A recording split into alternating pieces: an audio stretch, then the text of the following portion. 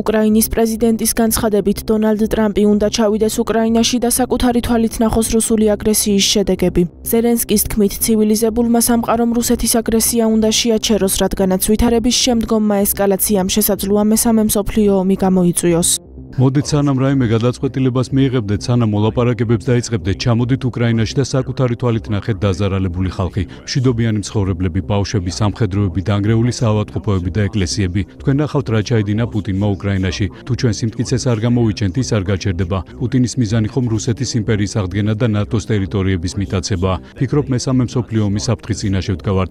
ასეთ ვითარებაში ტრამპმა როგორც ძლიერი ქვეყნის ძლიერმა პრეზიდენტმა უკრაინას უნდა დაუჭიროს ხარი, რადგანაც სწორედ უკრაინა იხდის ყველაზე მძიმე საფასურს. სამწუხაროდ შეერთებულ შტატებში სჭარბობს რუსული ნარატივები. როგორ შეიძლება უყურებდეთ ჩვენს დანაკარგებს და ტანჯვას და გჯეროდეს, რომ რუსეთი აგრესორი არაა, რომ ომი რუსეთს არ დაუწყია. ეს მეტყველებს რუსეთის საინფორმაციო პოლიტიკის ძლიერ გავლენაზე.